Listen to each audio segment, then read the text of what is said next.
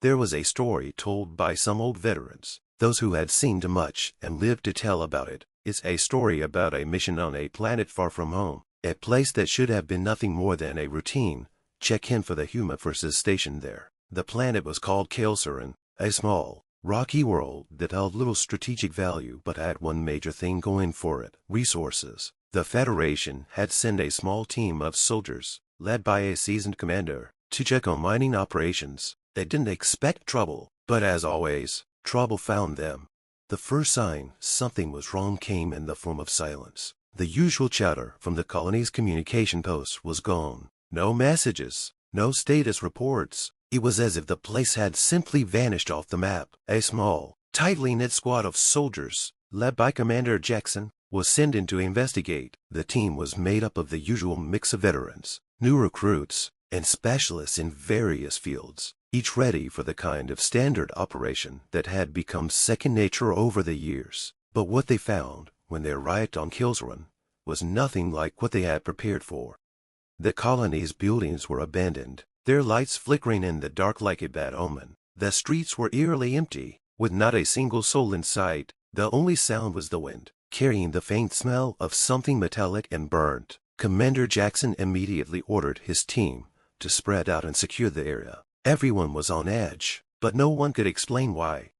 After an hour of searching, the team found the first real sign of life: a body. It was lying in the dirt behind one of the larger mining facilities. Mangled beyond recognition, the body had been torn apart with unnatural force, and there were deep, claw-like marks all over it. The team could only stare in shock, knowing something had gone horribly wrong. The message was clear: whatever had attacked this person was not something they were ready for.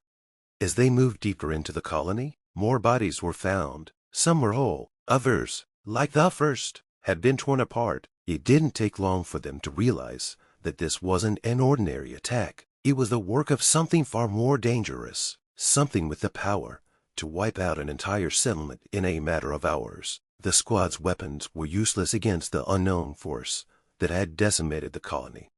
After hours of searching, with tension rising and hope fading, Commander Jackson made a decision. They needed backup, and they needed it fast. There was only one place they could call for help: Reaper. The stories about the Reaper had been whispered among the soldiers for years, but no one had ever seen it firsthand. It was said that the Reaper was a soldier who had been left behind on a distant battlefield, a warrior with no name, no rank, and no allegiance. It was said that the Reaper only answered one call for help when everything else had failed. Jackson wasn't sure what he believed, but he had no other choice. He ordered his team to set up a beacon and send a distress signal, hoping against hope that the stories were true. Hours passed, with no sign of the Reaper, but just as the squad's morale was about to break, they heard a noise. It was low at first, like the rumble of distant thunder, but it grew louder, closer. The ground shook beneath their feet, and the sky seemed to darken. Then, emerging from the shadows, was a figure. The Reaper was real, standing nearly 7 feet tall, clad in black armor that seemed to absorb the light around it. The figure moved with a precision and purpose that sent chills down the spines of the soldiers. It was silent, its face hidden behind a dark visor, but its presence was undeniable. The air seemed to grow colder, and even the enemy, whatever it was, seemed to retreat in fear. The squad watched in awe as the Reaper moved through the ruins of the colony with deadly grace. It didn't speak, it didn't hesitate, it simply slaughtered anything that got in its way. The enemy, whatever it was, had no chance against the Reaper's skill and power. It was like watching a force of nature in action, unstoppable and merciless. Within hours, the entire colony was cleared. The Reaper stood alone in the center of the ruins, the bodies of the fallen enemies scattered around it like broken toys. The squad couldn't believe what they had just witnessed. They had called for help, and the Reaper had answered, saving them from certain death. As the team made their way back to their ship, Commander Jackson couldn't help but wonder about the Reaper. Who was it? What was it? He knew they would never get answers. The Reaper didn't need them. It didn't care about recognition or glory. It only cared about one thing: getting the job done. The team left Kelsuran, their mission complete, but they knew they would never forget what they had seen. The Reaper was out there, and it was watching, waiting for the next time it would be needed. It was a reminder to all who heard the story: when humanity was pushed to the brink, there was always one who would answer the call. The Reaper was real, and it was on their side.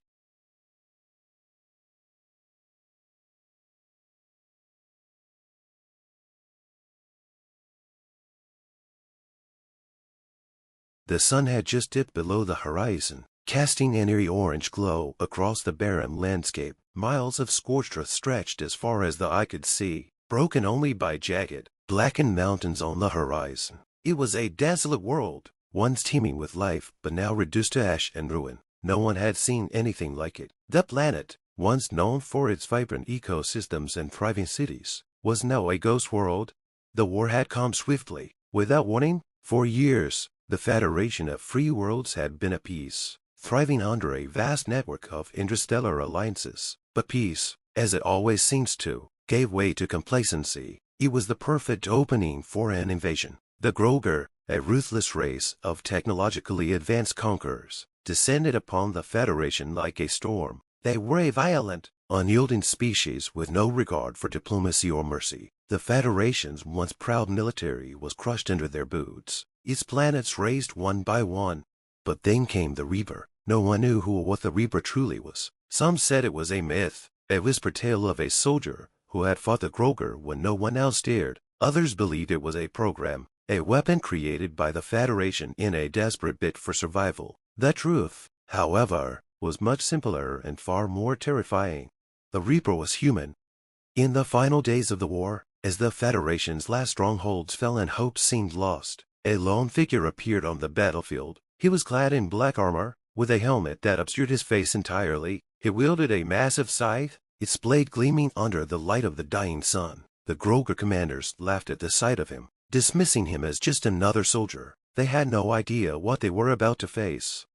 A Reaper, silent as the grave, moved swiftly across the battlefield. His weapon cut through the Groger forces like a hot knife through butter. No matter how many of them came at him, no matter how advanced their weaponry, he was always one step ahead. His scythe cleaved through their ranks with surgical precision. The Groger tried to regroup, tried to push back, but it was no use. The Reaper was relentless, a force of nature that refused to be stopped. The Federation survivors watched in awe as the figure moved through the Groger like a specter of death itself. The sound of the scythe slicing through armor, the metallic clangs of weapons hitting the ground, filled the air. It was as if the Reaper were an extension of the battlefield, part of the very fabric of war itself. Hours passed, and the Groger's forces began to waver. Their commanders called for reinforcements, but it was too late. The Reaper had already slaughtered their best troops. The remaining Groger soldiers were disorganized and fearful, and the moment they realized their invincibility was shattered, they turned and fled, leaving behind their fallen comrades and a battlefield that now belonged to the Federation. The Reaper stood in the center of the battlefield, his chest rising and falling with steady breaths, his weapon dripping with alien blood. The silence was almost deafening as the Federation soldiers cautiously approached him. They had heard the legends, the stories of the human warrior who had defeated armies with nothing but his wits and strength. But to see him in person, to witness the power he wielded, was something else entirely. One of the Federation's remaining commanders, a grizzled veteran named Commander Hollis, stepped forward. He was a man who had seen countless battles, lost friends, and watched entire planets burn, but even he was awestruck by the Reaper. "Who are you?" Hollis asked, his voice barely above a whisper. The Reaper didn't respond. He simply lowered his scythe and turned to face the commander. Then, in one swift motion, he removed his helmet. What was revealed beneath was not the face of a soldier, nor the face of a monster, but the face of a man. His features were weathered, his skin scarred from years of combat, but his eyes, those eyes, were full of something more powerful than any weapon: determination. "I am the last of us," the Reaper said, his voice calm but heavy with a lifetime of sorrow, "and I have come to make sure this never happens again." The words hung in the air, a promise. The Federation had fallen to the Groger, but the Reaper had not only saved them but given them a new hope. The human race, against all odds, had survived. As the survivors gathered around him, they realized that this man, this Reaper, was more than just a warrior. He was a symbol of defiance, of resilience, of the indomitable human spirit that refused to bow to tyranny. The Reaper had come, and he had summoned something even greater than death, a new dawn for the Federation. And in that moment, the Reaper knew his work was far from over. But for the first time in years, the future looked bright.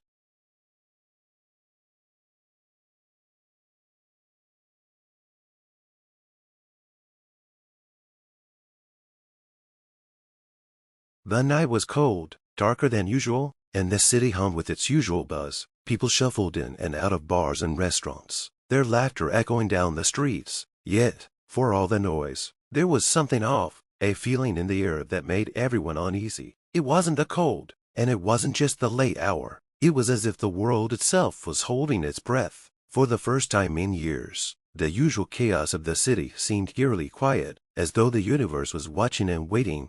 John had been living in the city all his life, working a regular job as a mechanic at a local garage. He'd fixed cars, changed oil, and replaced worn-out parts for people who had better things to do than think about their vehicles. For most of his life, things had been simple. The city was his home, and he didn't think much of anything beyond his small world. But tonight, something strange had been happening, and John couldn't shake the feeling that something big was about to go down. It started earlier that day when an old man came into his shop. The man had a look in his eyes, one that was impossible to describe, like he'd seen something that broke his soul. He didn't speak much, just dropped off his car and paid John in cash. No questions asked, but before leaving, the man leaned in close, his voice barely a whisper. "The Reaper is coming," he said, his words chilling John to the bone. "You'll know when it's time." At first, John had written it off as nonsense, something an old man might say when his mind was beginning to slip. But now, hours later, as he walked back to his small apartment in the dim light, that phrase lingered in his mind. He kept replaying the words in his head, each time with a growing sense of dread. As he passed the corner of 5th and Main, John noticed something odd. People were walking faster now, glancing over their shoulders as if they were being followed. But no one seemed to know why. It wasn't normal for the city to be this tense, especially on a Friday night. There was no sign of trouble, no obvious threat, yet everyone was on edge. His own footsteps felt loud, echoing against the walls of the empty streets. John had the distinct impression that something unseen was watching him. His apartment was only a few blocks away, but by the time he reached it, the feeling in the air had become impossible to ignore. Something had changed. It wasn't just the silence or the unease. It was the sense that something was moving in the shadows, something powerful, something old. Inside his apartment, John tried to shake the feeling off. He made himself a sandwich, watched a bit of TV, and tried to forget about the strange encounter earlier that day. But his mind wouldn't let go of the old man's words. They echoed in his head, louder now, a warning that he couldn't quite understand. Suddenly, the lights flickered. John frowned, see the sandwich halfway to his mouth. It wasn't just a flicker. The lights buzzed and dimmed before coming back on. His heart skipped a beat. He had never seen anything like this before in his building. The power had never gone out, even during the worst storms. The unease deepened. He grabbed his jacket, stepped outside, and made his way toward the street. When he reached the end of his block, he could see the first sign of what had been building. A dark figure stood in the middle of the road. It was tall, impossibly tall, and its silhouette was shrouded in shadow, even though the streetlights illuminated everything else. As John stared at the figure, it felt like time slowed. The world around him seemed to fade into a haze, and the only thing he could focus on was that figure, unmoving in the middle of the road. And, without warning, the figure turned its head. John's breath caught in his throat. The face was pale, hollow, and expressionless, a skull, the kind you'd expect to see in an old graveyard, with dark empty eyes that seemed to pierce into his very soul. The air grew colder still, as if the world itself was recoiling from the sight. The figure raised its arm, a bony hand outstretched as though it were reaching for him. The wind picked up, and with it, the figure moved closer. It was like something straight out of a nightmare, but this wasn't a dream. This was real.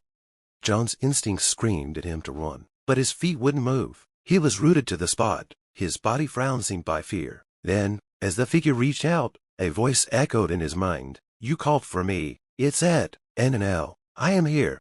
He didn't know how he knew, but somehow, John understood that the figure wasn't here for anyone else but him. He had summoned it, though he hadn't meant to, hadn't understood what he had done. And now, standing in front of him, was the Reaper himself, the being that came to collect souls.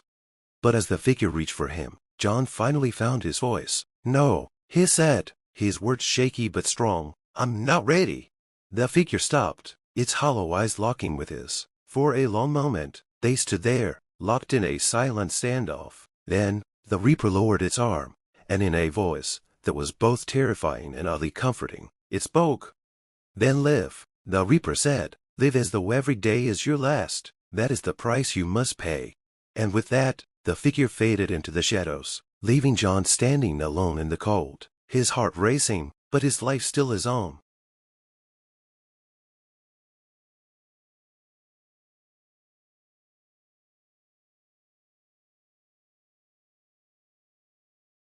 The day started like any other for John, an average guy working in a small tech company in downtown New York. He'd woken up to the blaring of his alarm, groggily shut it off, and stumbled through his usual morning routine: coffee, a quick shower, and then he was out the door, heading to work. The world outside was buzzing with energy, people rushing to their destinations, cars honking in the traffic, and the distant hum of city life surrounding him. Everything seemed normal. What John didn't know, however, was that today wasn't going to be like any other day. Today, the balance of power in the universe was going to shift. He didn't see it coming, but the first sign something was wrong came just after lunch, when the building's emergency alarms began to blare. At first, it was a usual drill, but the message that followed wasn't. "Attention, there has been a breach. Please remain calm and follow all safety protocols."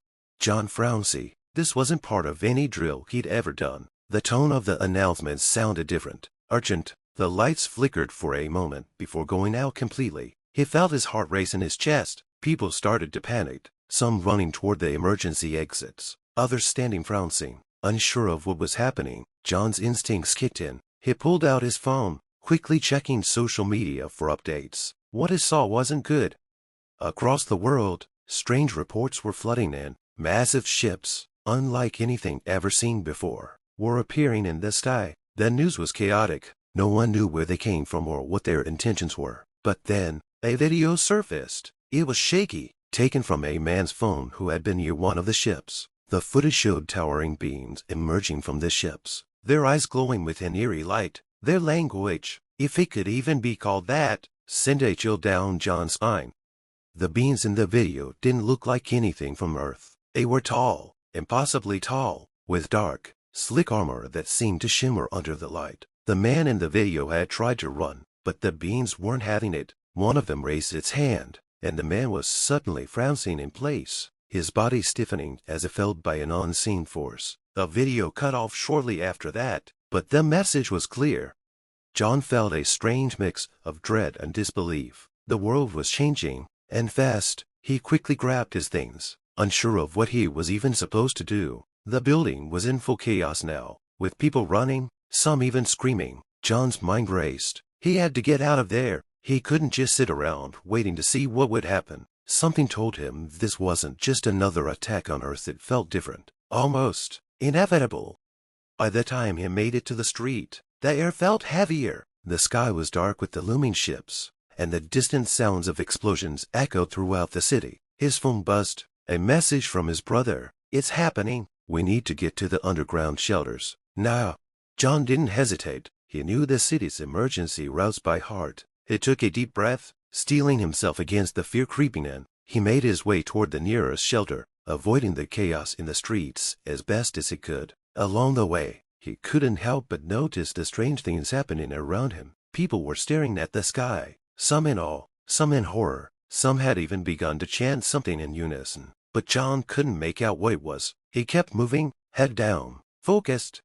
As he reached the entrance to the shelter, he could feel his pulse quicken. People were scrambling to get inside, but there was a sense of unease in the air. Something about it didn't feel right. And then he heard the unmistakable sound of a large explosion nearby. The ground shook, and John stumbled forward, nearly falling. A series of massive, armored figures appeared, moving toward the entrance of the shelter. People screamed and scattered, but John stood frowning. He didn't know what happened next. It was all a blur, a flash of light, the ground trembling under his feet, and the sudden silence that followed. Then, the figures stopped. The air grew still, and in the midst of the panic, A voice rang out. Enough! The voice was commanding, powerful, and it seemed to resonate deep within his chest. John looked up, his heart pounding. The figures before him lowered their weapons, their stances shifting, and then something even more unbelievable happened.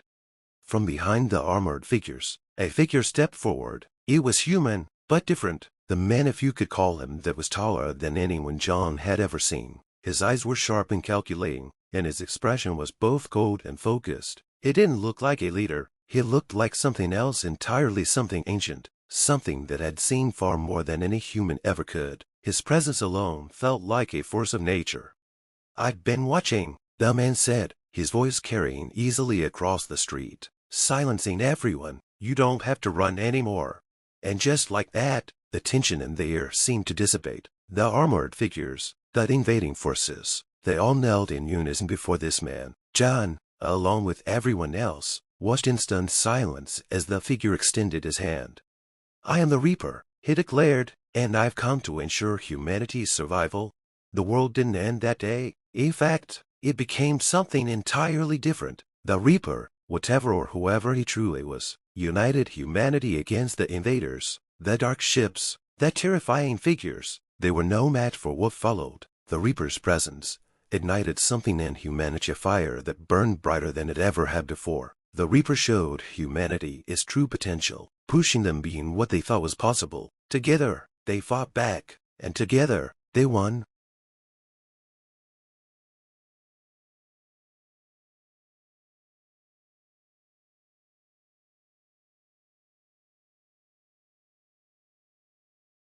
It was late afternoon when I first heard the sound. I was sitting in my living room, scrolling through my phone, when the faint hum of something unnatural echoed from outside. At first, I thought it was just a distant airplane, the kind that always flies overhead in the quiet suburbs. But this was different. It had a rhythm to it, almost like a pulse, a deep, low beat that felt like it was coming from the ground itself.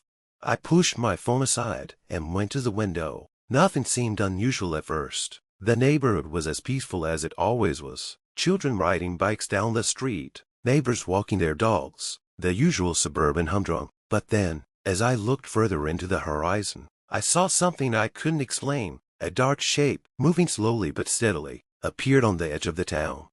It was massive, taller than any building, wider than any ship. The air around it shimmered, almost like it was distorting everything in its presence. I squinted, trying to make sense of it. Was it a storm cloud? A trick of the light? But no, this thing was too solid, too structured. It looked like a giant figure, humanoid in shape but alien in nature. Its silhouette was so dark that it blended with the approaching night, but it was the sheer size that took my breath away. This wasn't something from Earth. I grabbed my phone again, my hands shaking as I began typing a message to my best friend, Marcus. He was always the one I went to when I had questions I couldn't answer on my own. He had an interest in things that others didn't, alien conspiracies, military tech, the supernatural. If anyone would know what this was, it would be him. "Marcus, I think something's coming." I texted him quickly. "There's this huge thing on the edge of town. It looks like a monster or something. You need to see this." He replied almost immediately, "Where are you? I'll come over." I barely had time to respond before the ground shook. I felt it before I heard it. The air vibrated, and I could hear the low rumble of something massive moving across the earth. The hum grew louder, more distinct, and then the figure started moving closer, gliding across the landscape with unnatural precision. It wasn't walking, it was gliding, hovering, its feet barely touching the ground. Panic surged through me, but a strange, instinctive calm followed. Whatever it was, I wasn't scared. I knew it wasn't here to harm me. I couldn't explain how I knew, but I did. It wasn't human, but it wasn't a threat either. It was calling. My phone buzzed again, Marcus asking if I was okay, but my attention was fixed on the figure outside, and I knew in that moment that there was something more to this than just a freak event. This thing had a purpose. It was looking for something, and I realized it was looking for me. I opened the front door, stepping outside into the cooling evening air. The strange figure was now close enough that I could make out more details. It was wearing armor, dark and sleek, but the design was nothing like anything I had ever seen. It almost looked ancient, but with advanced technology woven into its form. The hum around it intensified, like it was charging up, preparing for something. Then, just as I thought I was about to be crushed by the weight of this colossal being, a voice boomed in my mind. It wasn't a sound I heard with my ears, but one that resonated deep within my thoughts. It was clear and commanding. "Are you the one they call The Reaper?" I frowned. See, my heart skipped a beat. A Reaper? Who was this thing talking about? My mind raced. I had heard that name before, in old myths, in whispered conversations about legends, but never had I considered that I might be tied to it. Before I could respond, another message appeared in my mind. "You have been chosen." Suddenly, a strange power surged through me. My body felt lighter, more aware, as though I had just woken from a long sleep. I felt stronger, more capable. It was as if all my fears and doubts had been washed away, replaced by an overwhelming certainty. Whatever this was, it wasn't here to fight. It was here to guide. Marcus arrived just in time to see the figure lower itself to the ground. The hum stopped, leaving an eerie silence in its wake. The being, towering above us, extended one arm toward me. It was offering something, an invitation. "Go," the voice in my mind said again. "You have much to do." Marcus stood frowning, unsure of what he was seeing, but I knew what I had to do. This wasn't a random encounter. This was the moment I had been waiting for. Without even knowing it, whatever my role was, I was ready to embrace it. Without hesitation, I stepped forward. The ground beneath me seemed to shift, and the air grew thick with energy. I wasn't sure if I was walking or if I was being lifted by some unseen force, but I knew that this was my destiny. The last thing I saw before everything around me blurred was Marcus standing behind me, his face filled with awe and confusion. And then, as if the world had folded in on itself, I was gone. The next time I opened my eyes, I was standing in a place unlike any I had ever seen. It was a vast expanse of stars, stretching endlessly in every direction, and standing before me was the being, the one that had called me. "You are the Reaper," it said simply. "Now, wait again." And in that moment, I understood. The world was no longer just my own. It was part of something much larger, and I was ready to play my part. The Reaper had been summoned, and with it, a new chapter had begun.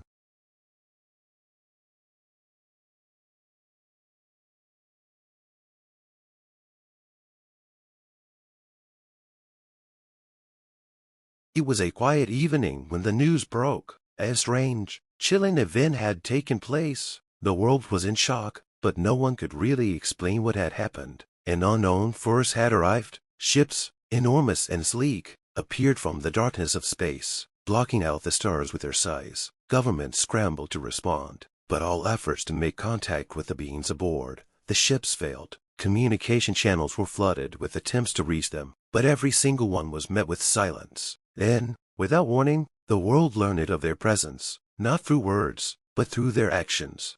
The invaders did not make demands or threats. Instead, they sent a message, not in any language, but in a way that made people understand. They were here to collect. And so, the global panic began. Cities went into lockdown. Military forces were put on alert, and governments made frantic calls to each other, trying to piece together a response. It wasn't long before the world's military leaders gathered for an emergency meeting. As they sat in a secure underground bunker, the air thick with tension, they all knew one thing: they were unprepared. No one had ever faced anything like this. They had technology, they had weapons, but they weren't sure they had what was necessary to fight back. As the meeting went on, one officer stood out. General Edward Montgomery was a man who had seen it all. He had served in countless conflicts, and in all those years, he had learned one important lesson: never underestimate humanity's will to survive. When the other leaders turned to him, he stood tall and spoke with conviction. "We need to take action," he said, his voice steady. "We faced challenges before, but this is different. However, that doesn't mean we have to give up. We have a weapon at our disposal, one we've never used, but one that could turn the tide in our favor. It's time we call upon the Reaper." A murmur swept through the room. The Reaper was a legend, a figure in military history whispered about in hushed tones. It wasn't just a strategy or a person. The Reaper was a last resort, a do-or-die tactic that had only been considered in the most dire of circumstances. Montgomery's eyes locked with the others, and for a moment, there was a heavy silence. Then, slowly, the decision was made. Montgomery knew the legend of the Reaper well. It wasn't a matter of weapons or power. It was something far more intangible. It was humanity's greatest strength, resilience. The Reaper represented everything that humans had learned throughout their violent history. It was a force that could be summoned in moments of desperation, but it came with a price.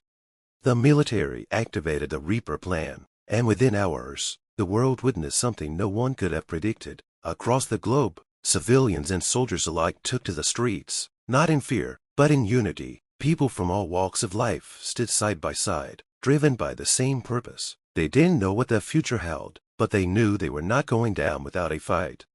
Then, as if to answer the challenge, the invaders launched their first attack. The skies darkened as their ships opened fire, unleashing a storm of energy that could obliterate entire cities. It seemed like humanity's last stand had arrived, and yet, something extraordinary happened. In the face of this destruction, humanity didn't cower. It responded. People fought back with everything they had, not just with weapons, but with the sheer will to protect their world. The invaders, for all their technology, had never encountered such resolve. Humanity wasn't just fighting for survival. They were fighting for something far deeper to their home, their future, their very identity. And it became clear that the invaders underestimated the power of human will. Every attack they launched was met with resistance, and slowly but surely, the balance of power began to shift. The invaders' ships faltered, their weapons malfunctioned, and their coordinated strikes turned to chaos. It wasn't long before the invaders realized that humanity wasn't just fighting for survival, it was fighting back with an intensity they hadn't predicted. And as they struggled to adapt, their communication systems began to fail. It was then that humanity took advantage of their weakness. With calculated precision, Earth's forces launched a counteroffensive, taking down the invaders' ships one by one. The war didn't last long. The invaders, now cornered, attempted to retreat, but by then, humanity's resolve had become an unstoppable force. They had called upon the Reaper, and in doing so, they had unleashed something far more powerful than any alien force could have anticipated.